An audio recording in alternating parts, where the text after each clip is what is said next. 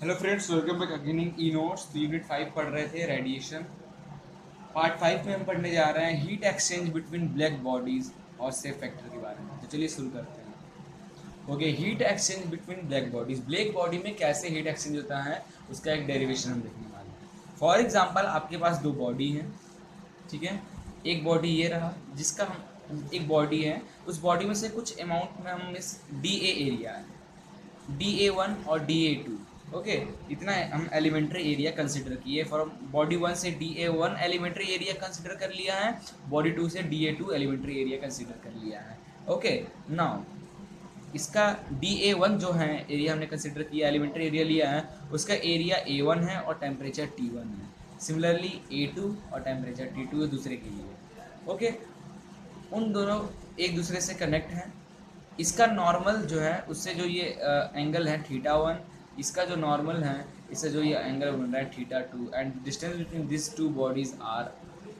Okay, now if the surface DA2 subtended a solid angle d omega 1 सबसे to जो ये जो है surface 2, if this surface 2 suspended subtends a solid angle d omega 1 solid angle at the center of the surface DA1, from this center of this ये थोड़ा सा tilt हुआ, then radiant energy emitted by DA1 and implying on the surface DA2, यहाँ से radiation energy निकला और इसमें जाके absorb होगा।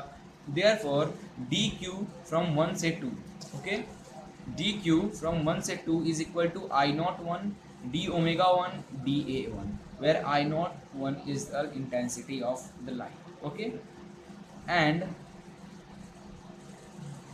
DA1 है, नॉर्मली से ले तो DA1 change to DA1 cos theta 1, therefore IN1 cos theta 1 d omega 1 DA1। ये हमारा जगह हीट ट्रांसफर फ्रॉम बॉडी 1 से निकला 2 की ओर गया, ठीक है।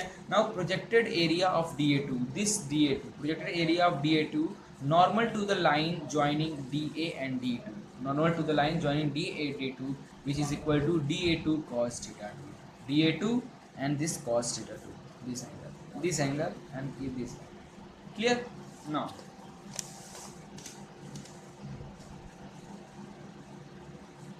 therefore solid angle d omega 1 is equal to DA2 cos theta 2 upon r square.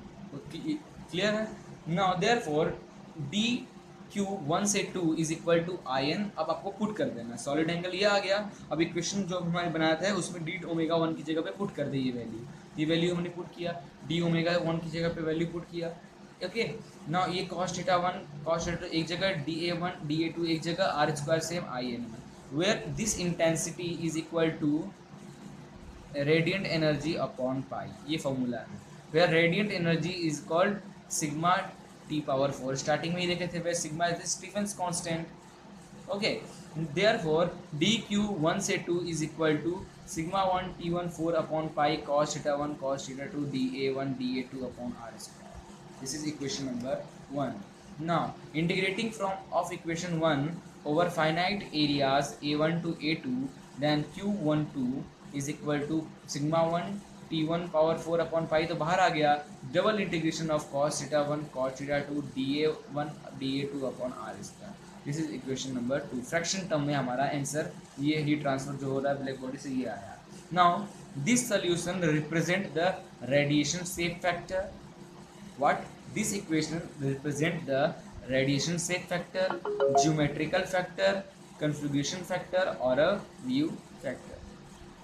clear? Now the configuration factor depends only on the specific geometry of the emitter। जो आपका emitter है, जहाँ से आपका जो सोर्स जहाँ से emit हो रहा है लाइट एंड द कलेक्टर, उसकी ज्योमेट्री पे डिपेंड करता है आपका configuration factor, shape factor, radiation factor. Definition क्या होता है? The fraction of radiative energy, this fraction, the fraction of radiative energy that is diffuse from one surface element and strike the other surface directly with no intervening reflection is known as shape factor. Clear? Now अगला है now the radiation shape factor. अब आपसे कोई safe factor पूछे, उसका formula पूछे तो ये बताओगे आप। The radiation safe factor is represented by the symbol Fij। which means the shape factor from a surface AI to another surface 1 से surface 2 तक का, जो इसे हम shape factor बोल रहे हैं. The radiation shape factor is represented by the symbol Fij, and in that case the radiation shape factor F12 से हम दिखाएंगे, which is equal to F12 is equal to direct radiation from surface 1 upon total radiation from emitting surface 1. Therefore Q1 से 2 incident upon एक से निकल रहा है 2 पे जा रहा है, तो वो अपॉन टोटल जितना हो रहा है that is sigma A T1 power 4 हो जाएगा from Stefan's Boltzmann law. Therefore 1 upon this Q12 हमारा जो भी पीछे आया था वो हम पुट कर दिए, ये कुछ टर्म्स कैंसिल हुए, हमारा आंसर आएगा F12 is equal to 1 upon A1 pi double integral of cos θ 1 cos θ 2 dA1 dA2 upon r square. This is third equation. Now, thus the amount of radiation leaving A1 and striking A2, A1 से निकल रहा है और A2 पे जाके टकरा रहा है, then it may be written as Q12, 1 से निकल रहा है 2 पे जा रहा है, Q12 is equal to A1 F12 sigma 1 T1 power 4. sigma 1 A1 T1 power 4 Stefan Boltzmann से पता है, but this जो F12 हमारा इंक्लूड हुआ है that are the shape factor between from surface 1 to surface 2. This F12 is the shape factor.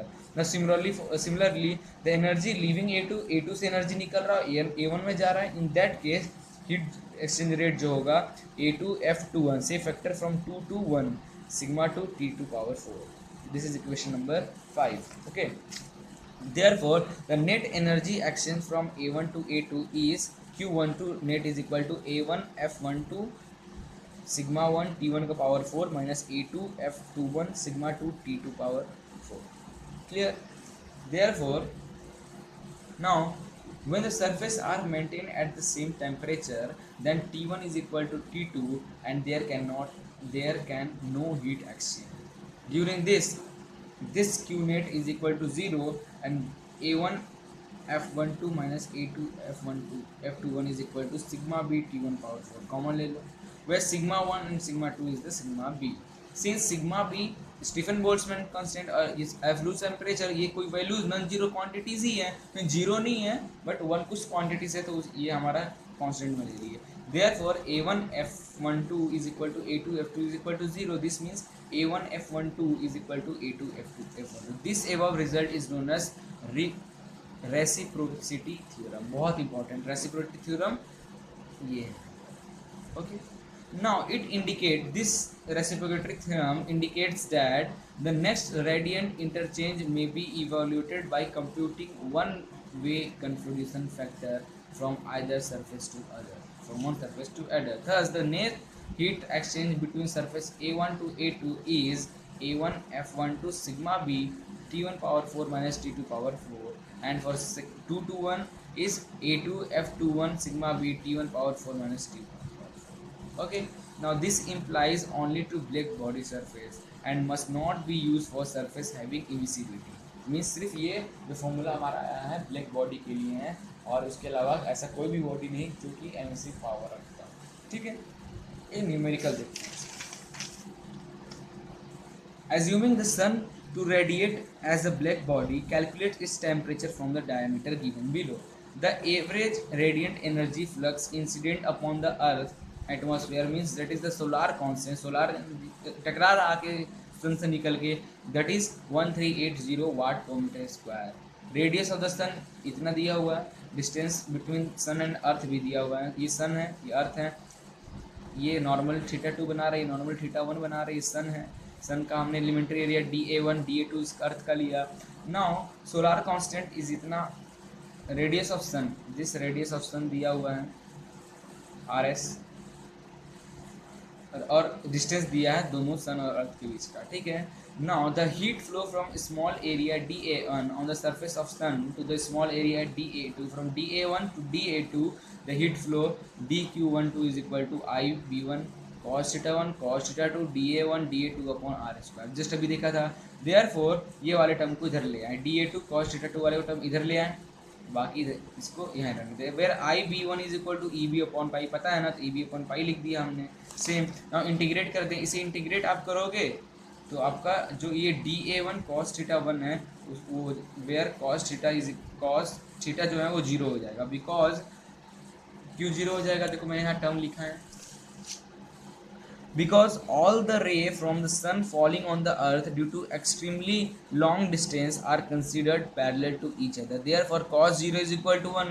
So this term will directly change into a1 which is equal to pi rs square. a1 means sun की बात कर रहा है area, सन की area क्या हो जाएगी pi are square means pi R S square. Therefore solar constant this जो ये जो था हमारा ये जो वैल्यू सोलार कांस्टेंट था जो इसके इक्वल है, इसको सॉल्व कर लेंगे तो हमारा सोलार कांस्टेंट निकल जाएगा। Therefore solar constant is equal to EB upon pi are square pi R S square which is equal to solar constant की वैल्यू रखा तो EB इज इक्वल टू सिग्मा टी पावर 4 होता है, रखा हमने ये रखा सिग्मा टी पावर 4, बाकी कुछ टर्म्स कटें, ये पाई से पाई कट गया, ये R अपॉन R इधर आ गया, इसे सॉल्व करें वैल्यू पुट करें, सारा वैल्यू दिया हुआ है, टेम्परेचर आपका आ जाएगा 5782 केल्विन।